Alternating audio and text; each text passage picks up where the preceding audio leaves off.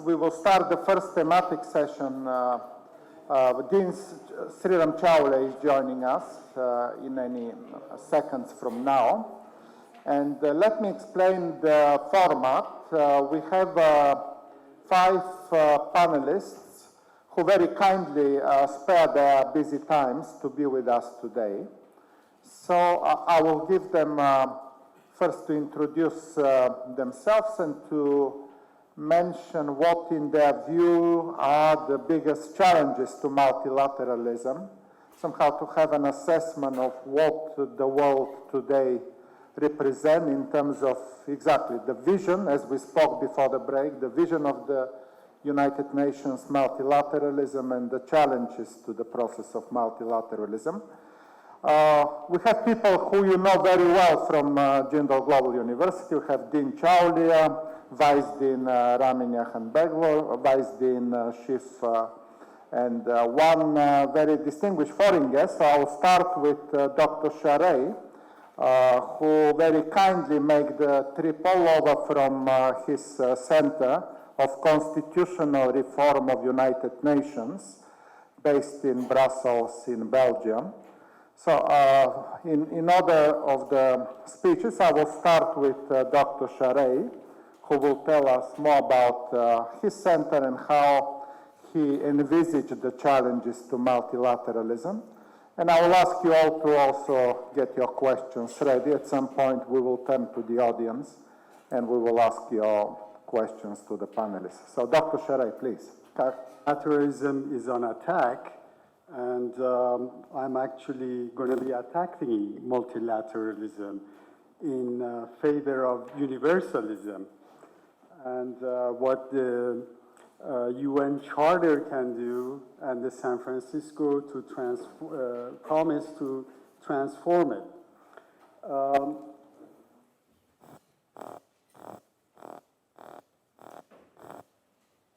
Just for definition, if you look at multilateralism versus universalism and how UN law can fulfill that function of universal UN law, in multilateralism we have currently right now a fragmented global governance. That means the main pillar of it is absolute sovereignty of the nation state. That's the scenario we are hearing a lot these days. Me first, my country first, US first, Russia first. So this is a contentious case that the states are really negotiating and are in a treaty for a period of time. It's usually in the global governance, we have pockets of international law with overlapping or conflicting jurisdictions and competencies. Certain number of states which are involved in the negotiations. It's not hierarchical. There is no different higher-ups or going to an executive branch or a legislative branch. There is no legislation. There is no world parliament. There is no enforcement.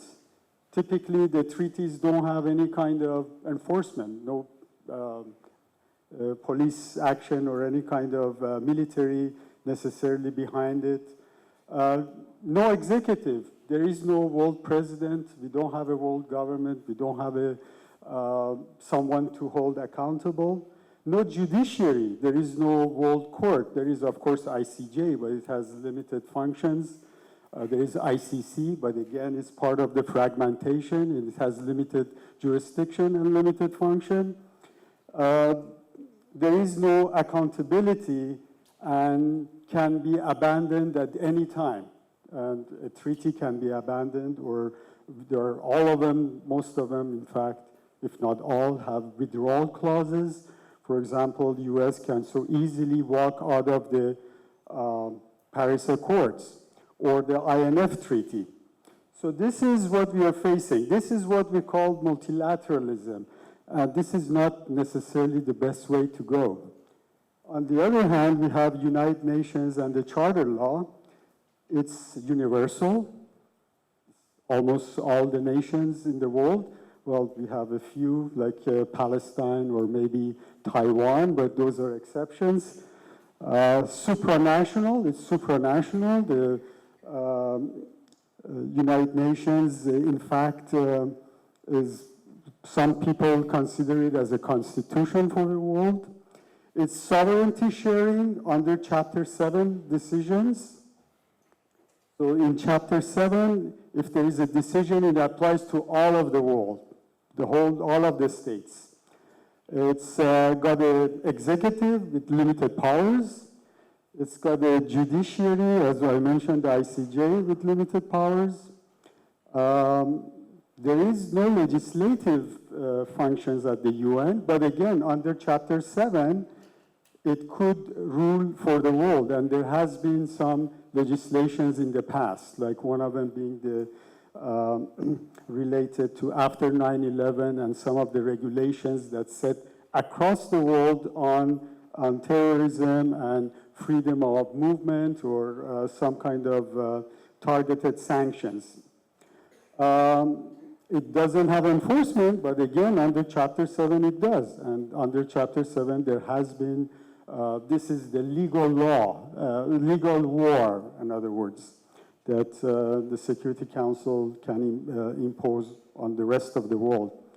It's based on an apartheid system. It has 5 states which are above everybody else, every other state.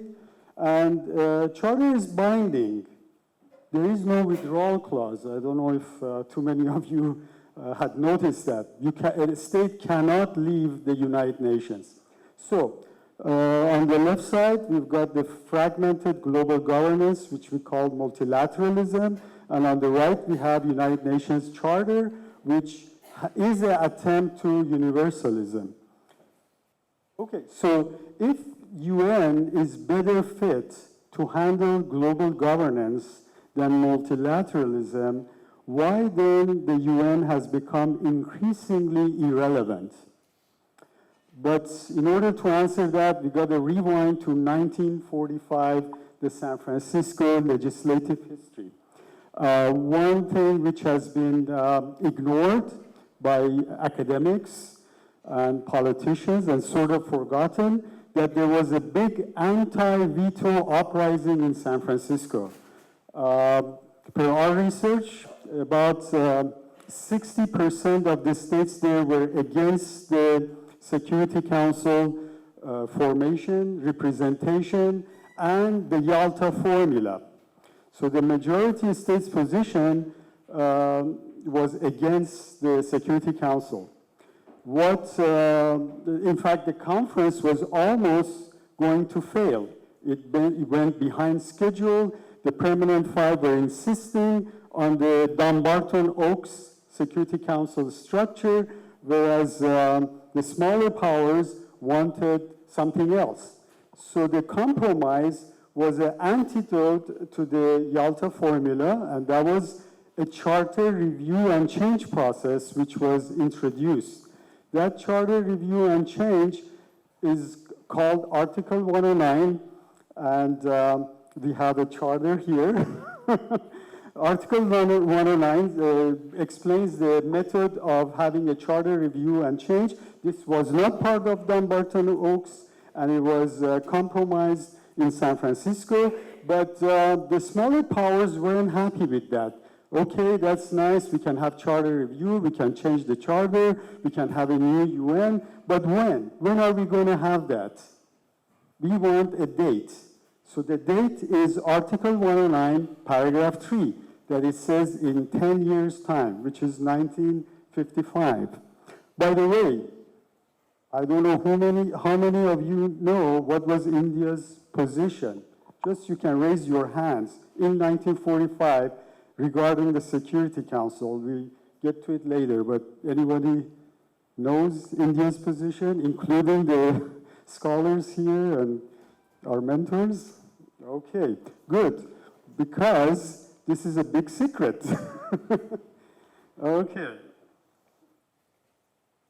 India was against Security Council veto and the Yalta formula. According to the legislative history at San Francisco and the UN CIO, that's UN Conference on International Organizations, and this is the reference, the page number, etc.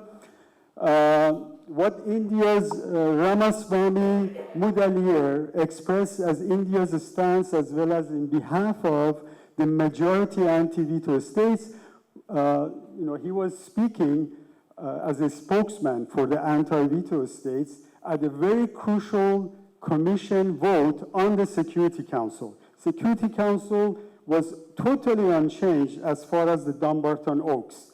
And it was at the time that the 50 states who were in San Francisco, they were voting. Before the vote, this is what he said. That while they were prepared to agree to the Yalta formula over the next 10 years, it would be a very proper proposition on their part to urge that the whole position should be re-examined. And we felt that this unanimity rule, unanimity, by the way, means the veto, use of the veto. That means all the permanent five have to be in agreement. Were not to be applied at the end of the 10 years to any proposal regarding the amendment of the charter.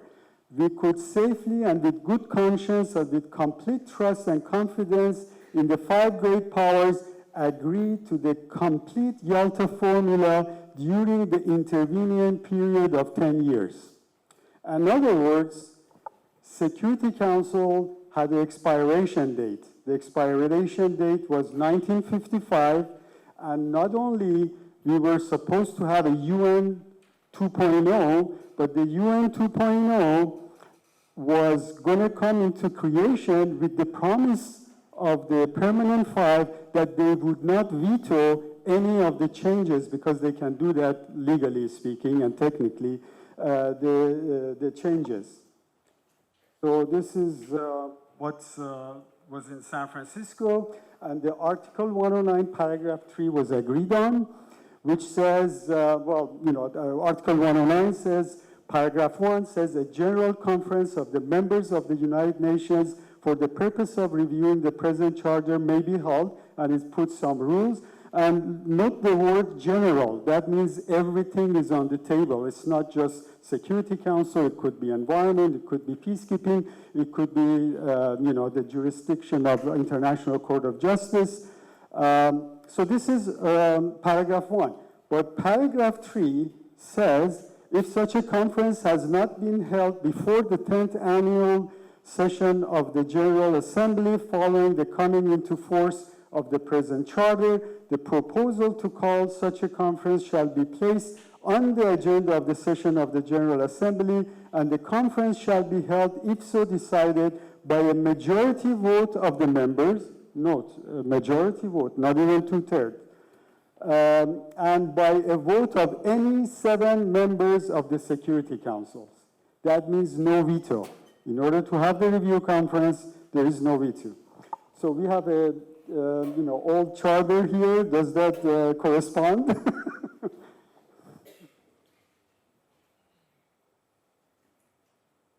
So was the San Francisco promise fulfilled? In 1955, Resolution 992X gets adopted, calling for the review conference. And in fact, even though it just needed a majority decision of the General Assembly, it gets adopted by over 2/3. And then the Security Council concurs. Resolution 3504, Russia votes no, France votes no, but still it carries because there is no, in this Article 109, Paragraph 3, there is no veto. Now, legal validity. Per our research at our center in Brussels and my own personal interest and research, up to 2016, there was no General Assembly resolution to overturn the old Resolution 992X. And I'm sure by 2019 it hasn't changed.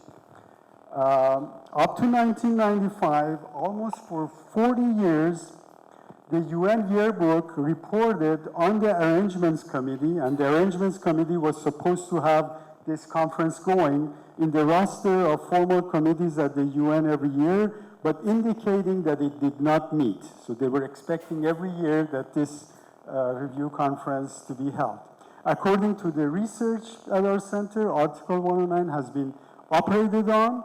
The obligation to hold a review conference is still in legal force. It's important to understand the charter review life cycle, because a lot of scholars or policymakers, you talk to them, they say, oh, what's the use of a charter review if at the end the permanent five can veto it? But the life cycle is very important. First is adoption to have the review conference, and that is, in case of Article 109.3, the San Francisco Promise has already been adopted. So phase one is passed. Phase two is adoption by 2/3 at the independent review conference, whatever proposals they have for UN transformation or reform.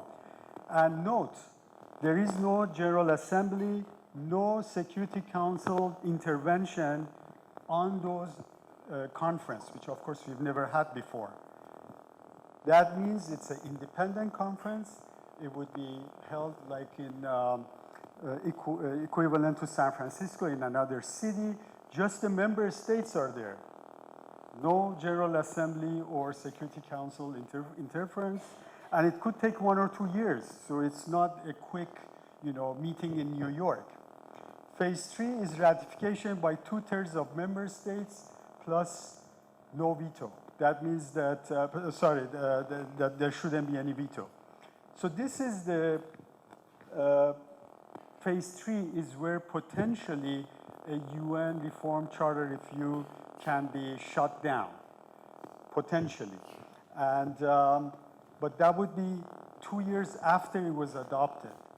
Then again, interesting fact is that since the review conference is similar to the, I think it's making a little bit of noise. It's almost the same process as the amendment process. We have had only a couple of amendments throughout the UN history, and this happened in 1960s. Expansion of the Security Council from 11 to 15. Which happened in 1963. It was adopted in 1963. It's very interesting. Look at how the voting was. United Kingdom abstained, United States abstained, Soviet Union said no, France said no, China said yes. Now, those abstains, in my opinion, means no, that they were waiting for Soviet Union to veto it. So they didn't need to veto it.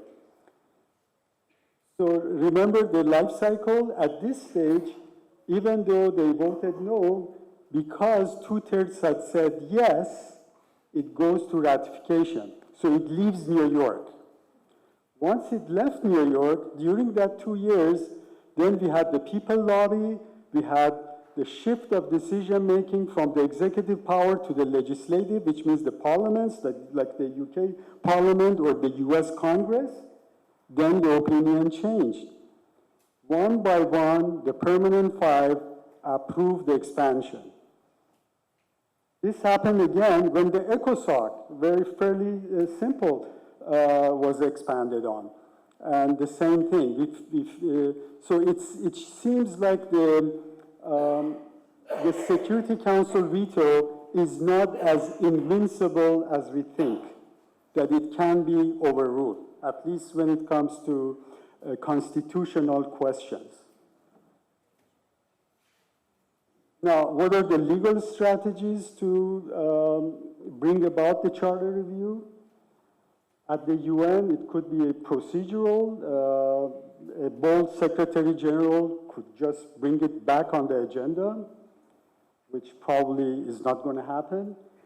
Member states putting it on the agenda, introducing a General Assembly resolution, bringing it back on the agenda, or it could be an ICJ contentions case. For example, all the opposing states that in San Francisco the promise was made to, similar to India, saying that, hey, Permanent Five, you didn't perform, you didn't keep peace and security, so we are suing you, technically. or ICJ advisory opinion, and this could be like, for example, United Nations Environmental Program or World Health Organization or some other UN agency saying they cannot do their job right because of the dysfunctional global governance and what happened to the charter review that we were supposed to have. Now, at the state level, citizens diplomacy, like you and I, can do something about it. Global citizens awareness and initiative to require national governments to strengthen and democratize the United Nations. Example, there is the European Citizens Initiative, which requires 1 million signature from the 27 EU member states. Or in the US, we have the equivalent of the US ballot petition process. So most likely a combination of these would be the strategy to get the charter review. Now, what happens at the UN Charter Review? What do we expect to happen? This could be from a minimalist point of view to a maximalist point of view. Phased elimination of the veto, targeted reforms, for example, Trusteeship Council for the Environment and International Court for the Environment. It could be an advisory parliamentary assembly, which means not having powers, but mostly as advisory. Replacing the veto by a qualified majority, that could be another possible outcome. Or a constitutional moment may happen. As Professor Hasegawa mentioned, we had it in the Japanese history, we had it in the US history, when We the People and a constitution was created. We have it in the European Union during the Maastricht Treaty, where a constitutional moment happened. And what do we mean by a constitutional moment? Is when we recognize people as sovereigns and a right-based global citizen. A legislative parliamentary assembly can come about at the charter review. Now, what is said in Delhi stays in Delhi.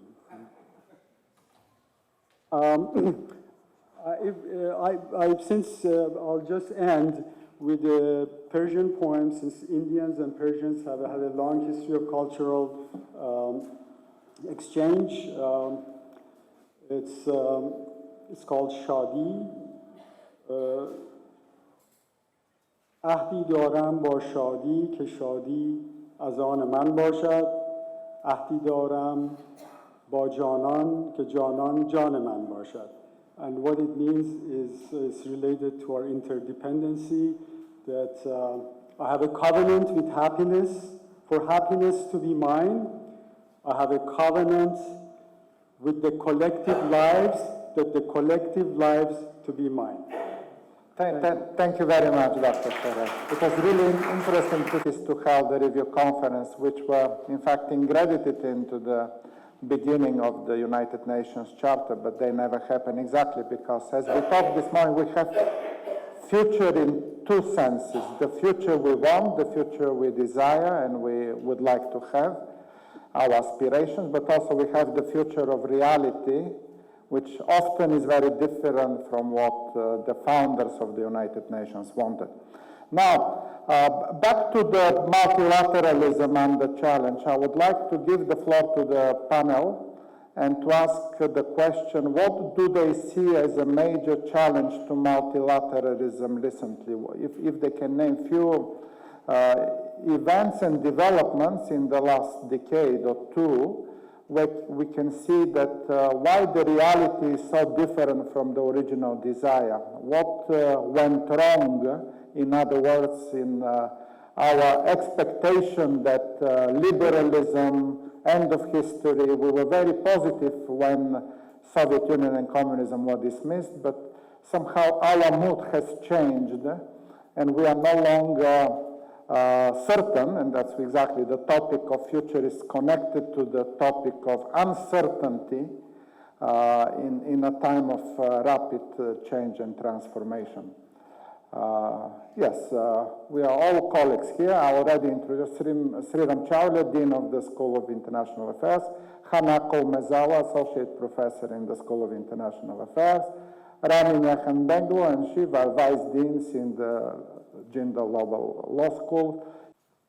Multilateralism is obviously in crisis, and it goes without saying because most of the group processes, large group processes, where countries come together and try to resolve a problem, are stuck. The most famous egregious case is the World Trade Organization. My colleague, Ambassador Mohan Kumar, is an expert on that and has written a lot about the logjam and why we have not been able to conclude a round that is now 15 years and still incomplete, the trade negotiations. But even on political issues, you will find less and less consensus. And the reasons, some of these are structural, I think. You know, the major change is the golden age of multilateralism, narrowly defined as, you know, consensus in the UN Security Council, permanent, non-permanent members, as well as a broad support of the General Assembly. That has become weaker and weaker, especially in the last decade. I think one of the main reasons is the return of multipolarity, by which we mean multiple power centers that are willing to say no and willing to oppose the US agenda, which had carried this multilateralism in the 1990s. So if there was a golden era for it, it was a post-Cold War decade, when nobody was using a veto, practically, and I think Russia used it very, very sparingly in the 1990s, was very dependent on the United States. So this liberal hegemony of the US essentially shouldered and carried this multilateralism forward. It was not fair from the point of view of many countries in the developing world. In fact, India's voting coincidence with the US, for example, in General Assembly and Security Council is very low. And it continued to be low even after the Cold War ended. So many countries disagreed with them, but nonetheless, American power, or what they call, you know, the preponderance of power that they enjoyed in the unipolar was propelling this process forward. Most countries went along, and there wasn't enough pushback. Now, fast forward to at least the last decade or so, you will just look at the veto usage and the voting coincidences between countries in General Assembly and Security Council. These are less and less agreeable to the US. And France and Britain, which were pretty much, you know, towing the US line on most cases, themselves are now in a state of puzzlement as to whether there is any West left anymore. With the advent of Trump, you know, he has antagonized even the European allies. So we have a highly fragmented UN system today.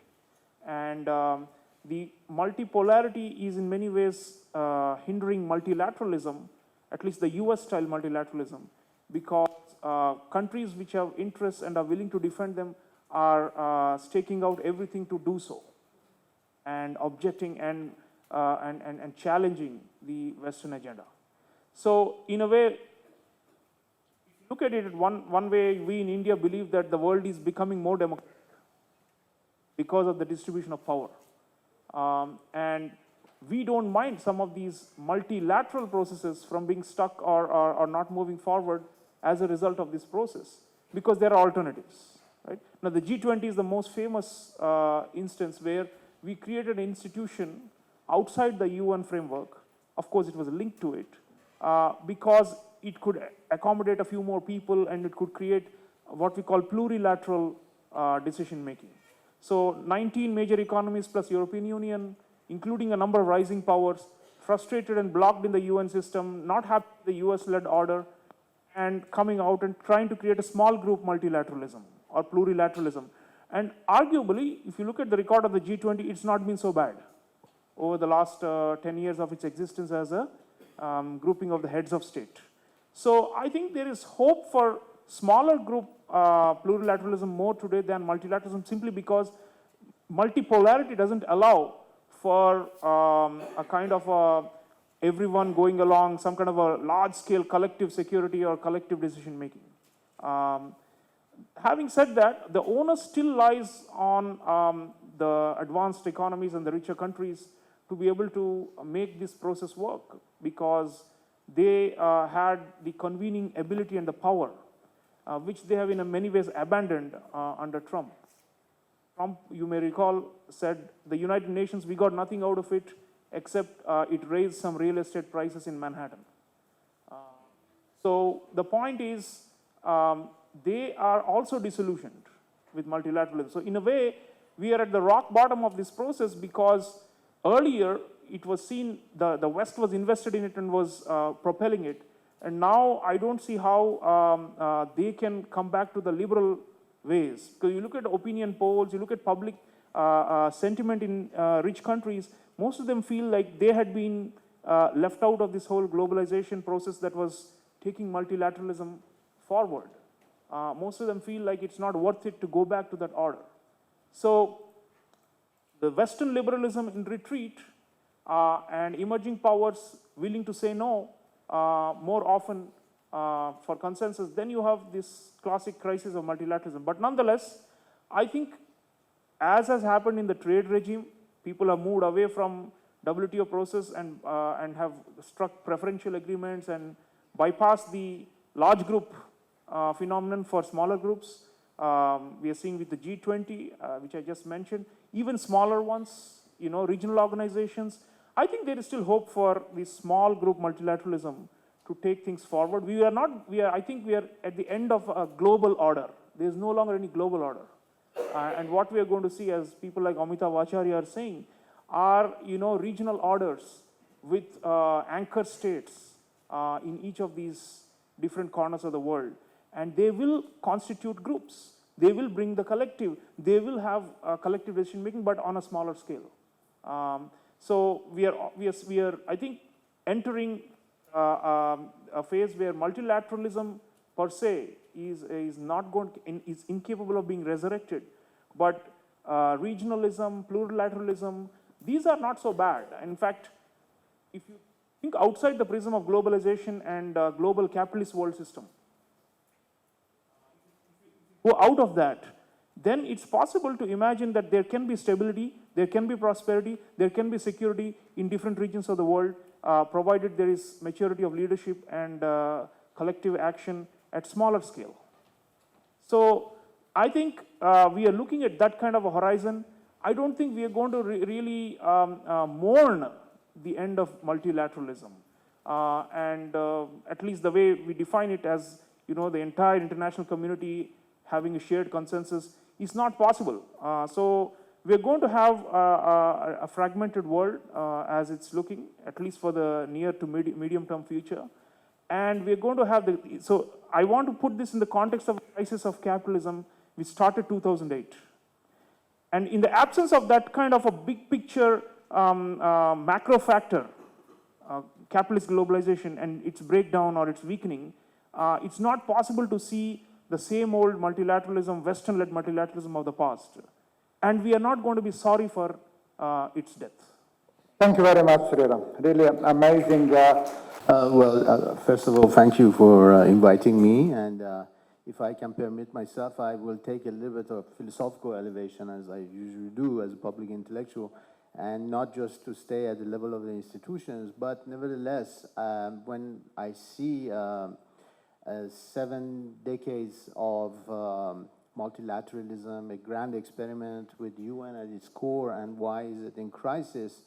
If we go back and we try to understand why the UN was established at the time and followed by multilateral politics, it's mainly because we were getting out of the World War II, and there was something called human consciousness or human conscience, which is totally in crisis today, I mean, so the necessity to have a UN and having multilateralism was there, and followed by a Universal Declaration of Human Rights in 1948, which insisted on the aspect of universalism and not cultural relativism. Now, let's come to today's world and see the problems that we have, which puts multilateralism in crisis. We have rise of nationalisms. We have rise of populisms. We have a total distrust in institutions, both at the national level and international level. I can give you immediately an example. Gilets jaunes in France. What's going on? The yellow jackets. total distrust. They don't believe at all that Macron or the French government can solve their problem. They don't believe that the international institutions can solve their problems. So what is happening? And of course, the danger is coming everywhere, especially it started from Europe, but we're seeing it everywhere. It's coming from ultra-right, and the fact that they don't believe at all in universalism and also in universal values, and also in the work of, I would say, international institutions. Now, I would like to add something there, which I think is very highly important to talk about why we have these shock waves. Look at the problem which cannot be solved either by the UN or by international relations, and it's a huge human problem, and that's migration. We have today a fatigue of compassion, which didn't exist in 1945 or 48. Again, back to my philosophy, there was a human conscience. Indians talked about it, Nehru and others after 47. You had the Africans talking about it. You had the Europeans talking about it. You had even the Americans talking about it. It was so important for them. Today, we have first of all, we have an absence of moral leaders all over the world, and we've been discussing it among us. This is a huge problem. You know, these young people sitting here, who do they have to turn to if they are living a crisis of values? So in this world, I think the first thing that we need are less than political revolutions and less than coups d'etats and change. We need revolution of values, what Martin Luther King called revolution of values, because we need new values, new universal values, and to go beyond this fatigue of empathy and fatigue of compassion. I will call it Jean Valjean syndrome, going back to Les Miserables of Hugo. You know, people who can have friendship, have love, do good, just because they are human beings, they do good. So I cannot sit like most of us do in front of the TV and see a child of three dying in Mediterranean Sea, and humanity doesn't doing anything for it, you know? When we got out of the World War II, those of us who here are over 80, they remember, like Mr. Dayal, we have read about it, but humanity was absolutely shocked, and they didn't want to repeat Auschwitz, and later they did not want to repeat Gulag. Now look who has replaced the Gulags, Mr. Putin, who can go and occupy Crimea and not believe one word of international values and international institutions. So I think that's a big problem that I wanted to share with you, and of course I will come back and thank you, Ramin. So Shiv, where did compassion go? Where are we? I'm going to drop compassion for a few minutes. Whenever I attend these conferences, I feel I'm in the wrong place. I'll tell you why. Ramin also enforces the point. I feel like a bunch of Boy Scouts discussing genocide. You can't replace a theory of table manners for a theory of ethics. As Ramin is saying, it's much more fundamental. And that fundamental thing requires a different kind of storytelling. My argument would be, if you begin with multilateralism and stick to multilateralism, you find out that actually the United Nations needs a new creation myth, a new kind of consciousness. And while exploring this, I went back to my old archives of the League of Nations, which had a tremendous availability of eccentricity. And I went back to the works of Patrick Geddes, who actually proposed the first World Peace University. And Geddes pointed out that the League of Nations, in fact, the idea of the United Nations, which was still a prospect at that time, actually was based on the wrong knowledge system.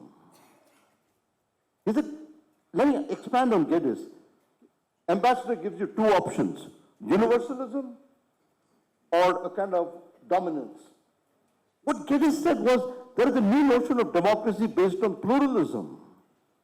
What we need then is a different kind of telling, which I think Ramin instigated. I think the first thing we need is a new kind of tacit constitution for the United Nations. If you begin with the standard constitutional story, At the most, you'll get negotiations, can we have 5 or 7? In fact, the second thing we have to notice is, in terms of any scientific study of ecology, the United Nations is outdated. Because today, the key term in ecology is not hierarchy, it's panarchy.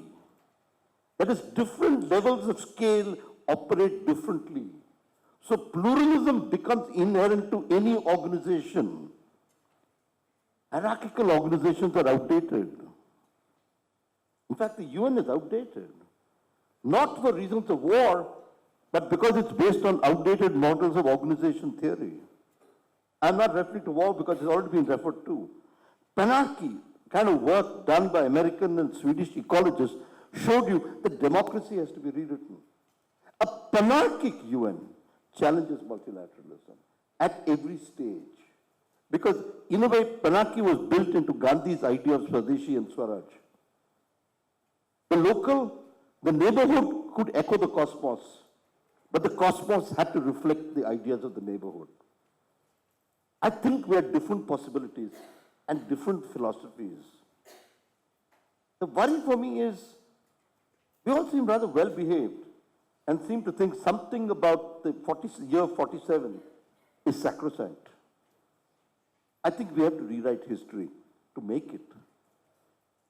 And Ramin said, if you want a new human consciousness, you need a new compassion. But to need a new compassion, you've got to go beyond the old humanitarianism, which was an 8-to-5 compassion, which had no time and place for the kind of vulnerabilities we're talking about. It's not just the refugee. I think we need a new rethinking. And I wish you'd discard these old books on international relations and dream a different world.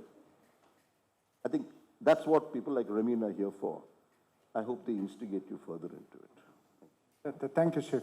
Really amazing, because in a sense, what you're saying that we don't need to focus only on reforming, but also reformulating the issues. And I cannot agree more. In fact, something which Suki Hasegawa said earlier today was that we cannot solve problems at the level of language, even level of thinking, where the problem was created. So we need to reformulate and to think beyond our initial questions as they were posed.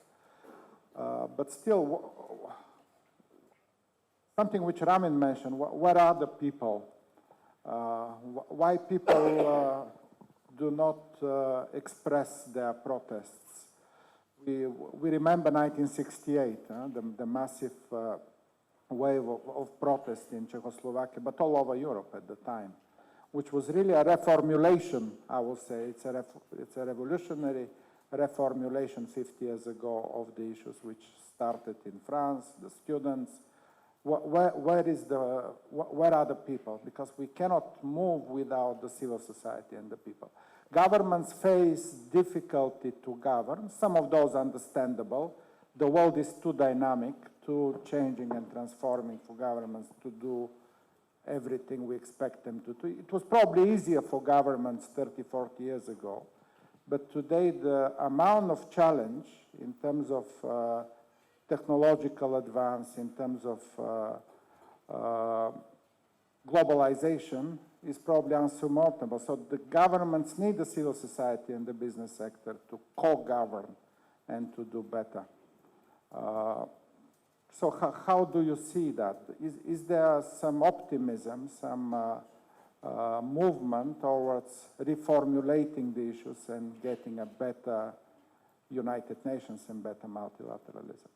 Perhaps regarded as one of the most successful example of regional organizations, and also the African Union as well.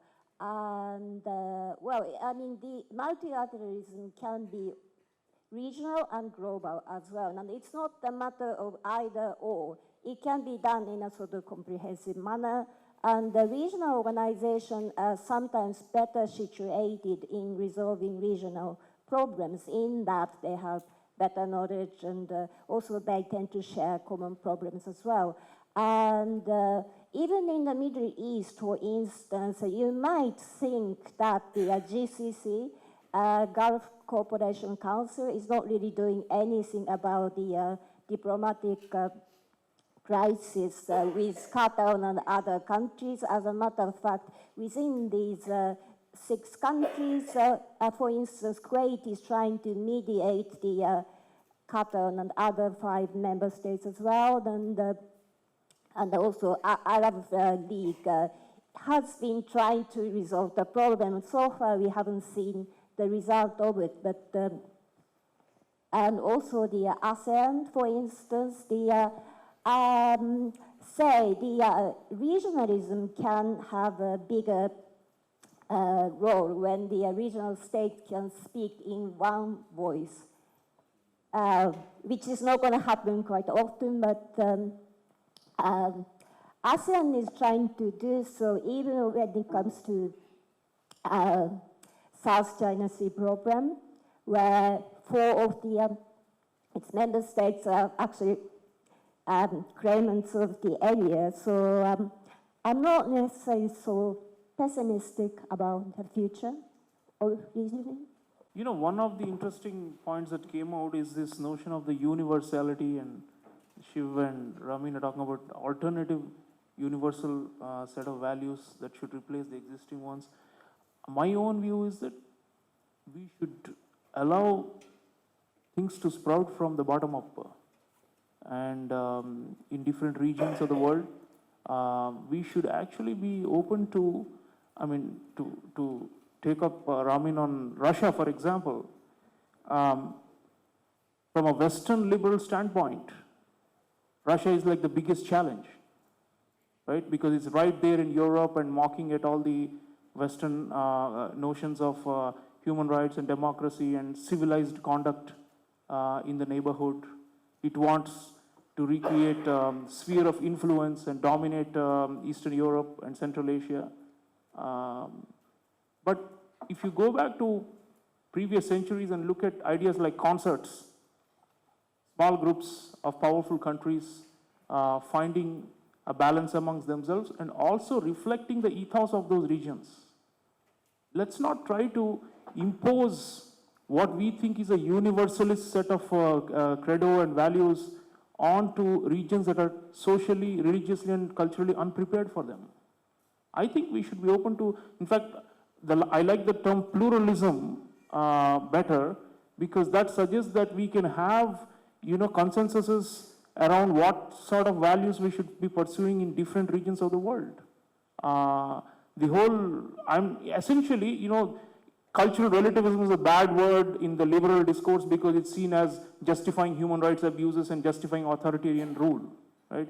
But I'm asking, and in fact, the trend is, as I said, towards deglobalization and moving away from the liberal order. The trend is to actually discover what is in the cultural roots of these different regions and try and resurrect new forms of governance and coexistence and security and prosperity. I think it's possible if you can imagine this plural kind of multiple orders all at the same time in the absence of this globalization, which no longer is able to pull everybody together under one umbrella. So I think the onus, as I said, is on major powers, and we cannot discount them. But at the same time, we must look at whether the multilateral framework was actually an imposed one, and what were the hypocrisies inherent in that order, which is now so shaky.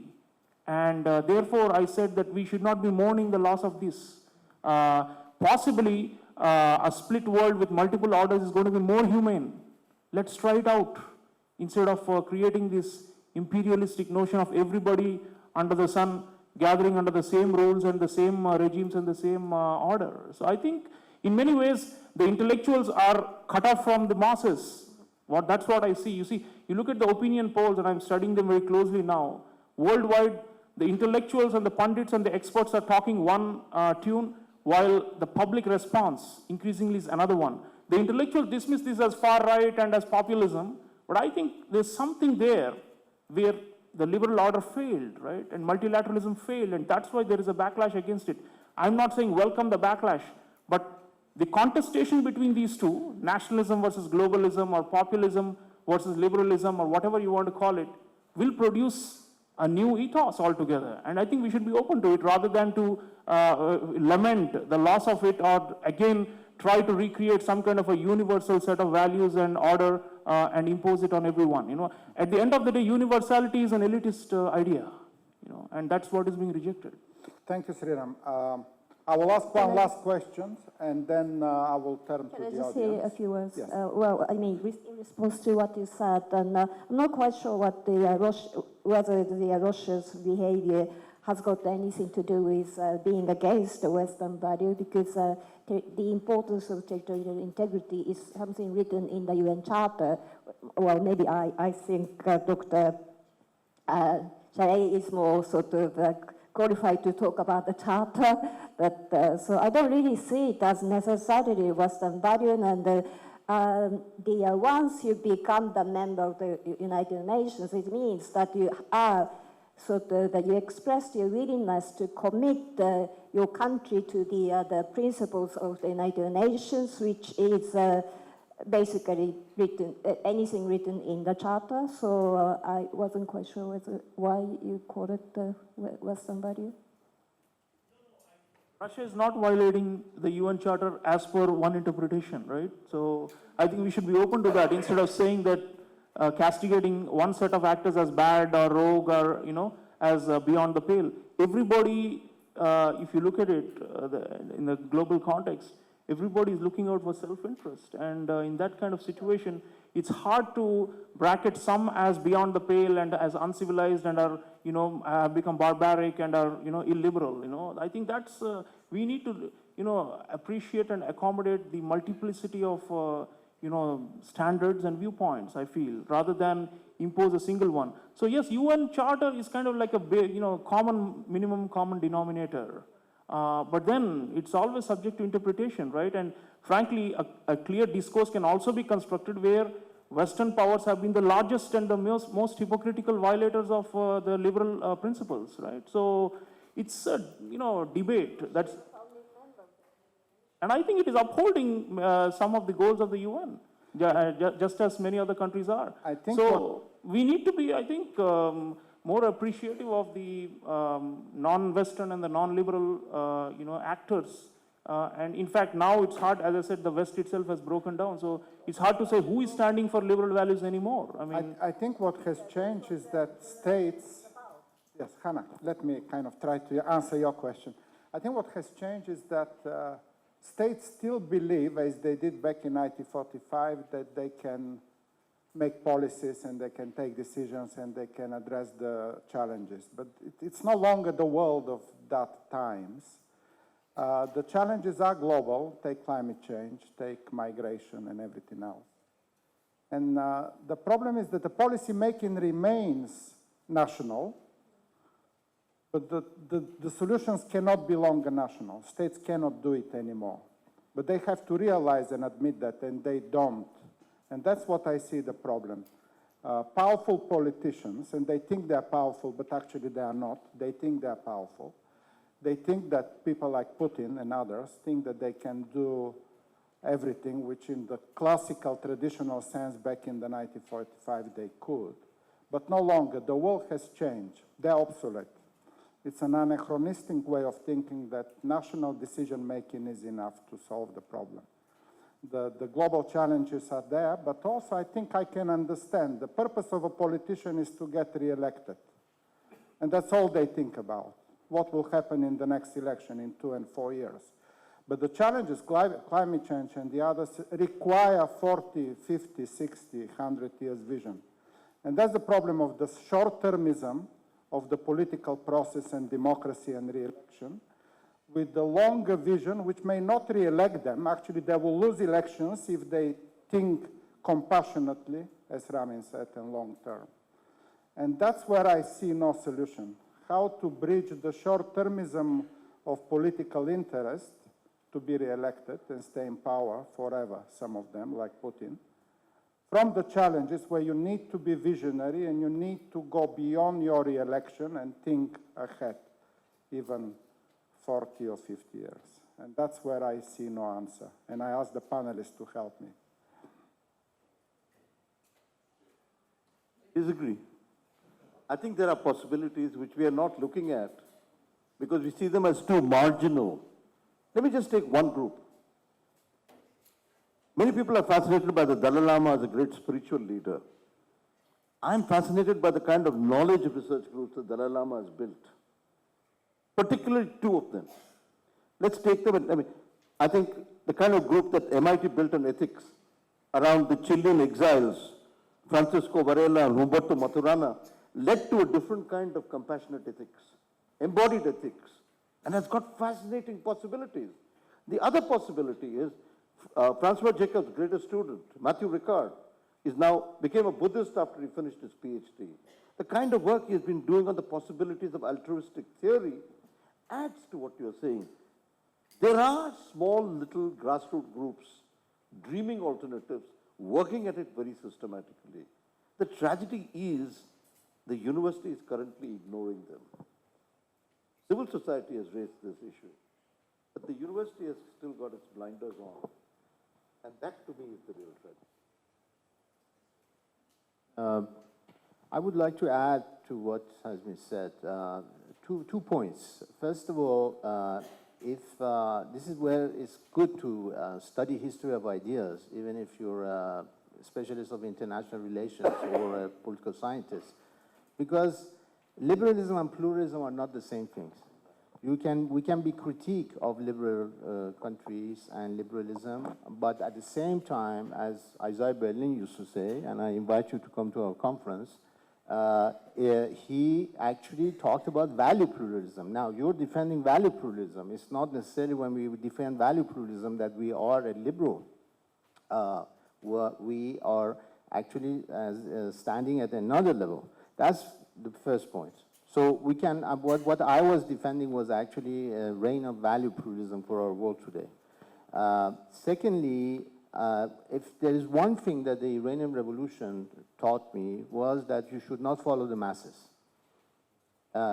Intellectuals or people who have a certain, they believe in a certain level of human consciousness, if the masses, like the Hitlerian masses or Stalinist masses or Khomeini's masses, they are going the wrong way, you should tell them that they are going the wrong way.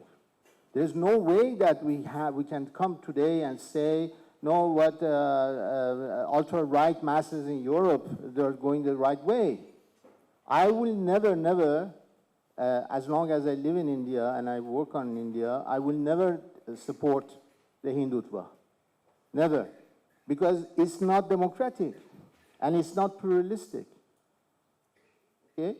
So I think I make my point. Now, why do I talk about that? Because there's a difference between citizens and masses. And what is more important to say in the country of Mahatma Gandhi here, who was a critique, of course, of the Universal Declaration of Human Rights, because he said, well, it's not only rights, it's also duties. It's about, you cannot have a nation building, and I wished I can say that to Mr. Modi. You cannot have a nation building without character building. You need to form the character of the citizens. You need to have citizens, not masses. It's not because you have populist masses and you're elected by them that you should agree in what is done. And this is what we're defending here, and I think we have to continue defending. Thank you, Ramin. I just want one rejoinder. You know, there's a wonderful set of research now coming out about the death of expertise and why expertocracy is being rejected. And I think you are entitled, I mean, every intellectual is entitled to have a view about how she or he wants an ideal world, but the blowback is real. And the blowback is because people are not seeing the benefits of the order that is being defended by the experts. You see, so at the end of the day, it's about people assessing these through lived experiences. And I think we should never discount the value of those things.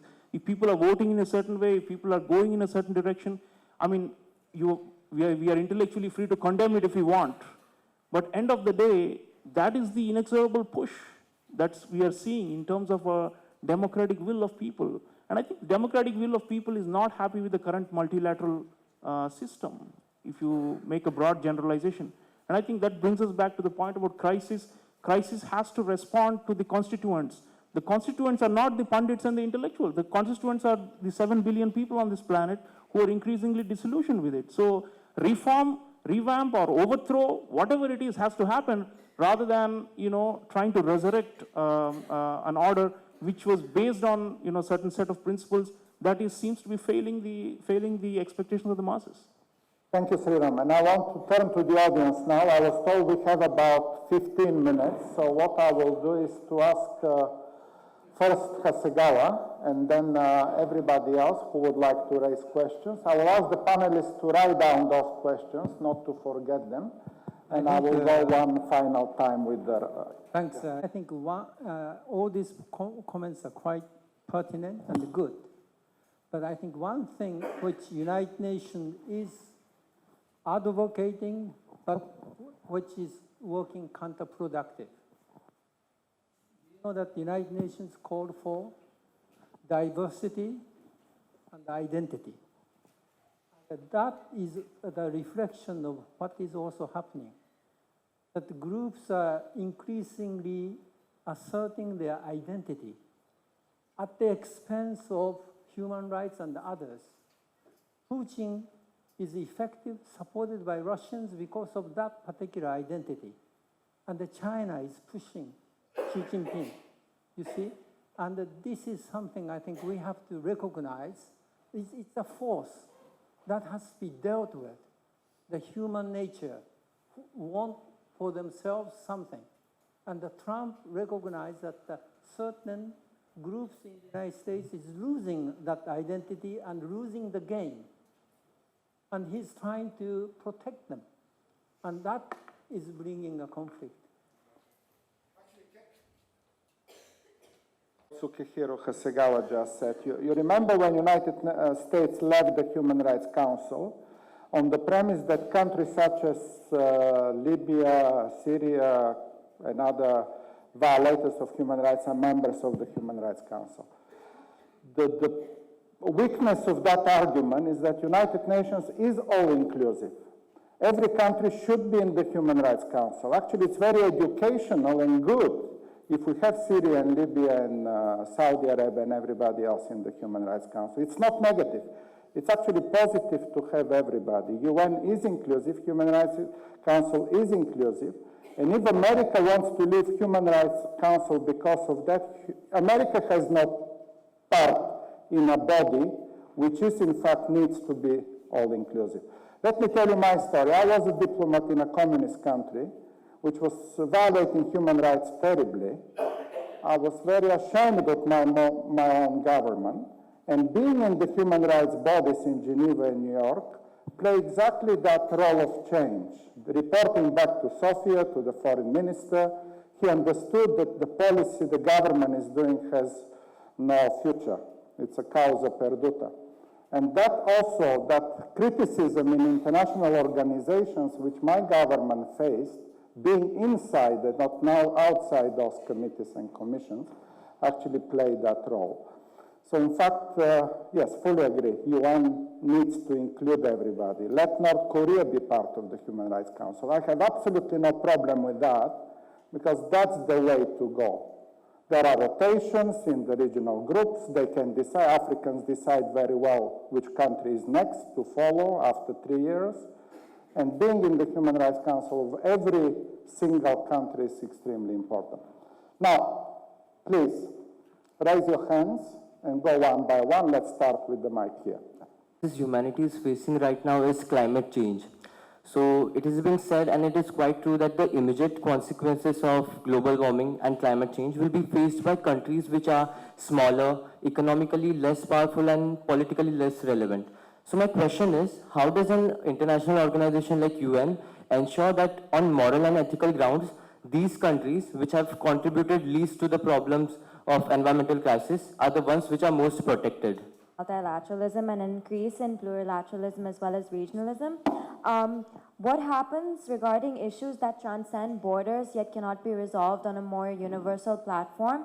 When we talk about the increase of plurilateralism and regionalism, we can also notice that sometimes there is a clash between those who want regional and universal hegemony and want to increase their sphere of influence, and that their ideologies or viewpoints on certain issues which are universal are different from each other.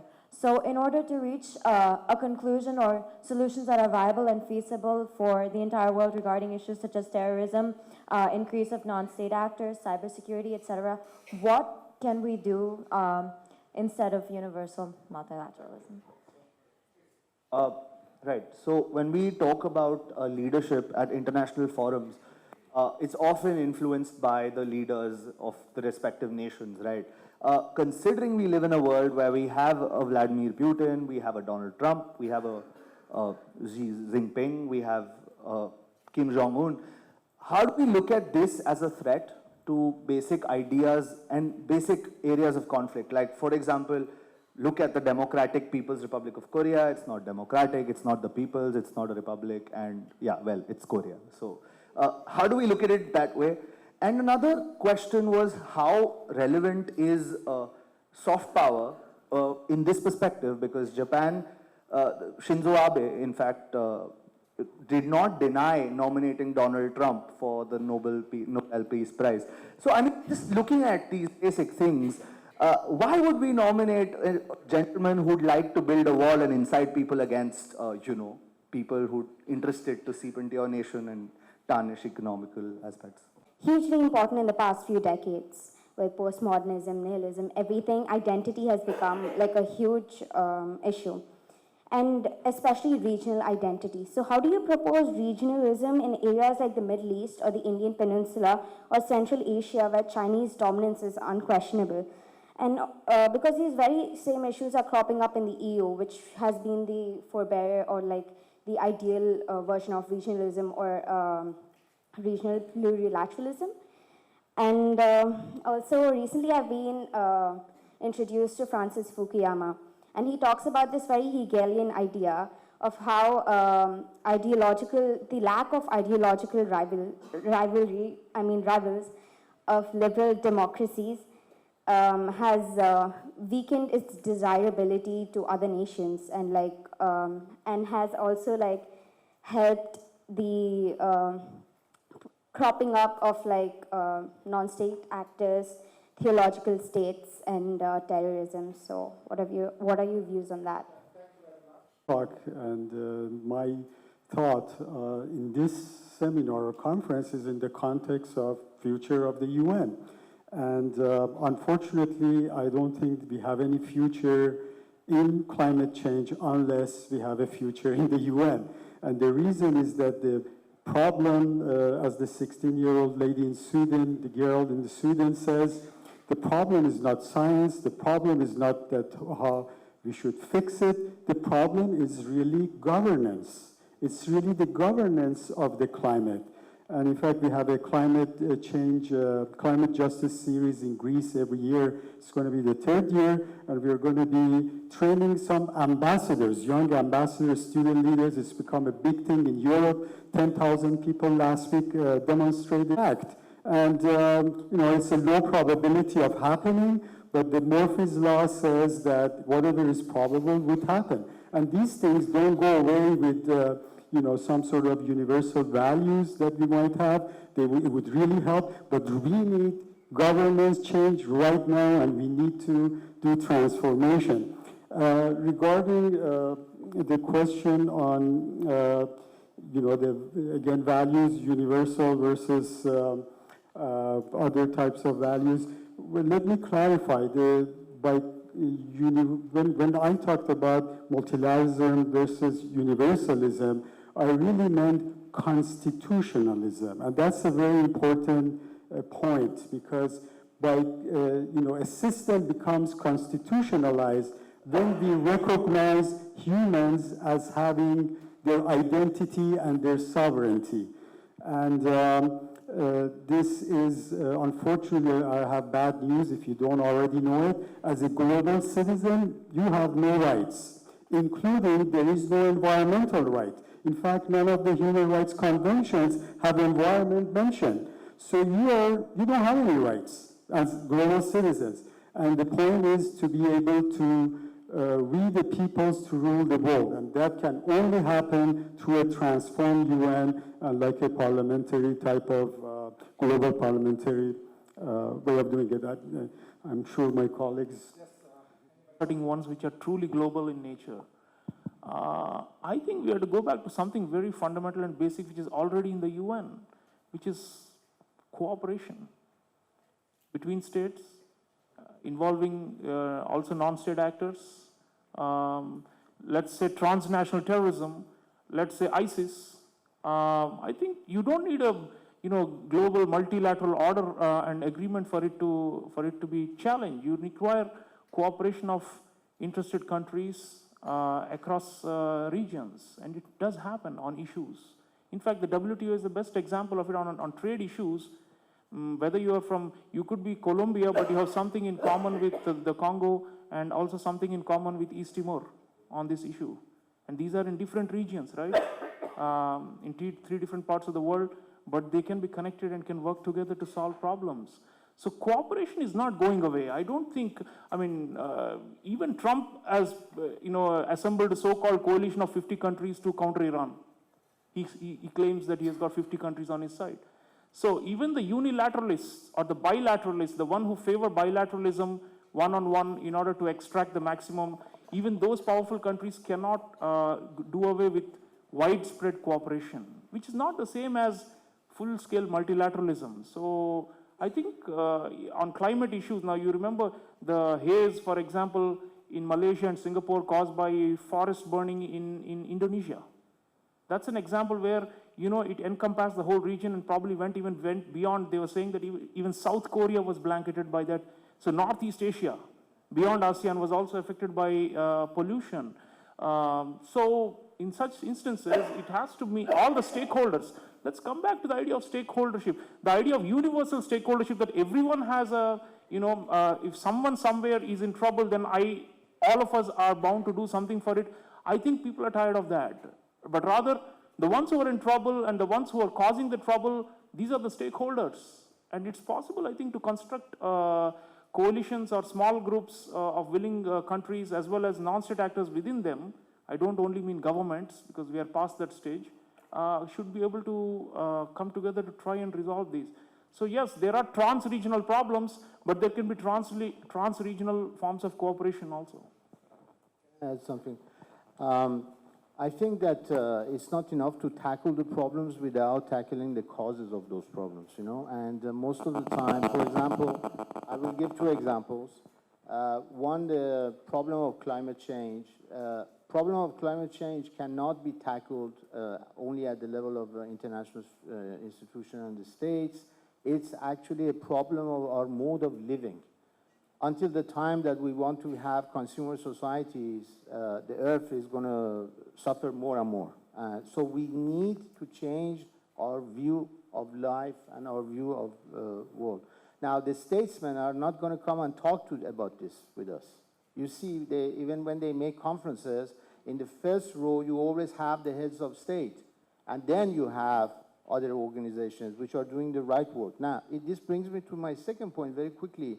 I actually did twice internship when I was at Singapore. I did twice internships at the Subcommission of Human Rights in Geneva. And most of the work is done by the NGOs. They are the ones who have balls and have the courage, moral courage, to come and defend the Baha'is, defend the Rohingyas, defend the homosexuals, defend all the sexual minorities, child pornography. The states will not do that. They will not do that. All the representatives of the states, when they're sitting in the room, you don't want to listen even to them, because they're only supporting the logic of the state all the time, and they are not solving our problems. So we have something in today's world which is called global civil society, and the work is done by the global civil society, including education, where we are sitting today, and God knows that we need to educate the future generations. You guys, you are not only to put ties and become corporate leaders. That's not it. You should have the courage to change your society, not only Indian society, or human society.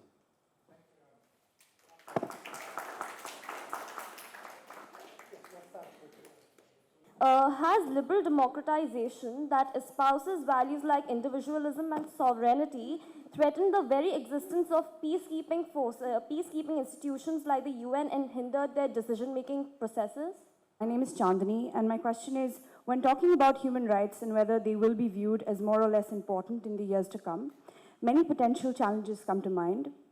Climate change, nationalism, inequality, growing authoritarianism, and they're somewhat linked to each other. So my question is, how important are human rights of others to us generally, considering the fact that international order doesn't question the violation of rights in China or the US? Thank you so much. The question is with respect to universal values. The thing with universal values is that at the end of the World War, the Western countries realized after a horrendous period of war that there were certain universal values on, let's say, human rights or cooperation or war that was needed to end such things. But as we go with more and more access to technology and information, we see that majority of the non-Western countries don't even share these values, and they're being dubbed as Western values. So I just want to ask that, were Western values morphed, were they masked and given to us as universal values, or are these countries, these non-Western countries, since they've not faced such a horrendous situation, are they still yet to realize the value and necessity of these kind of universal values?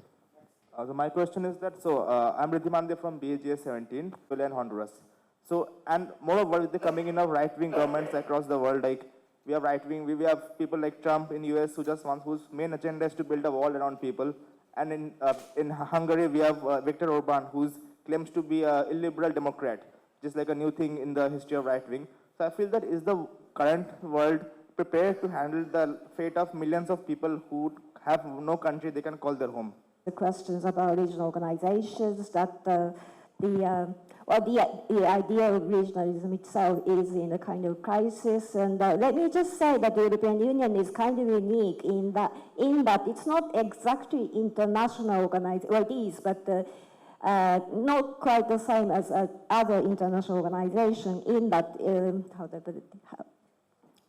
member states are supposed to give up certain level of sovereign rights to the power of European Unions, which is not the case with most of the other regional organizations. For instance, ASEAN is completely the opposite. The interference into domestic affairs is strictly prohibited. And if the member state is not happy about giving up any such rights to the power of the European Union, of course the only option left is to leave the Union, which was included in the Lisbon Treaty for the first time. And ASEAN is different in that the domestic interference, the interference into domestic affairs is strictly forbidden, and also they do not have any sort of conditionality in terms of membership. For instance, whereas the European Union has got stricter conditions with regard to the future members, ASEAN doesn't have such things, and as far as the countries located in the region, they're going to be instantly become a member. So because of that, Myanmar was included as a member 2 decades ago, I think. And at that time, the ASEAN was criticized by, well, Western states, put it that way. And but the ASEAN's idea was really different because just like Vaseline said about the Human Rights Council, the ASEAN's idea was that it's better to include undemocratic country in ASEAN so that they could learn some lessons from other ASEAN states and sort of nurture the sense of us kind of feeling.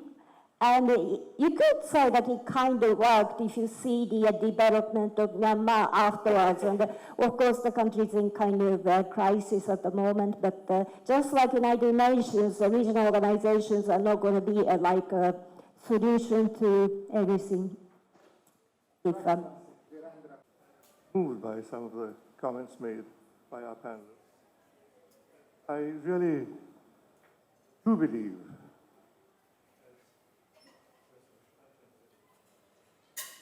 a new imagination, really, in our time, because we are running out of steam in many ways. I wish the Dalai Lama could be the Secretary General of the United Nations, but I can see a certain number of vetoes falling before he's allowed to be so. But we do need new imagination and an altogether different way of looking at things. But I think sometimes when we criticize the United Nations in the name of multilateralism, we are creating a straw man whom we hit for no good reason. The Charter doesn't talk about multilateralism. It talks about international cooperation towards certain ends. And those ends are to make a world which is more peaceful and more understanding of each other. That is not a crime. Surely that's something we should aspire to. And I think it's a false dichotomy if we say that everything should be solved in smaller groups or in regional groups rather than universally. The UN doesn't say everything has to be solved universally. It has a special section on regional organizations or regional arrangements. In other words, the UN's Charter is enveloping, and within that it doesn't permit, it encourages cooperation at the regional level. So let's not create a straw man which doesn't exist, who doesn't exist. Now let me just touch on one small thing, this question of relativity. Who has written the Charter? Well, I'm proud to say that India, even before independence, helped to write the Charter with exceedingly helping to write the Charter. Who wrote the Charter? It's not a Western instrument. There were wonderful people. Hansa Mehta was there for us. Charles Malik was there from Lebanon. It wasn't a Western thing. Come to one thing here. When we talk about relative, my friend Kofi Annan once answered this question in the following way. Does it hurt an African mother any less than a European mother if her son is taken away in the middle of the night and killed? Does it hurt an African parent less sad if someone is killed in an extrajudicial proceeding? You must understand there are such things as universal values. And I don't think it helps us in creating a world that we would like if we say that there are some universal values, regardless of your faith, regardless of your nationality. People are born with certain values which they would like to respect and protect. And I do believe that in the last analysis, that's what the United Nations is trying to do. But I dare say it needs an altogether different impetus and imagination to get it back on track. Thank you. Thank you very much, Mr. Dao, for your If somebody wants to say anything, or shall we? Yeah. Thank them. You know, these are largely undergraduate students of global affairs. So I think today you are seeing debates and discussions much more than you have in class. So I think I want to thank all of you for bringing your minds and your intellects and energies to this place and challenging us and also participating in the discussion. It's, I think, a huge learning opportunity. We decided to call off classes today and get them all here to participate in batches so that they are really exposed to world-class thinking and cutting-edge presentations and scholars. So the presence of distinguished people like Mr. Virendra Dayal, who was the flag bearer of India's role in the United Nations for many, many decades, should inspire all of you to take up big causes in life. So I hope that this experience is going to be part of that learning curve. So thank you, BA Global Affairs, MA Diplomacy.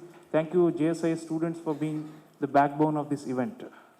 Thank you very much, Sriram, and thank you all for participating. Please stay with us in the afternoon. 2 more thematic sessions to come after lunch. We should be back into the room at 2 o'clock. Enjoy your lunch and come back here. Thank you.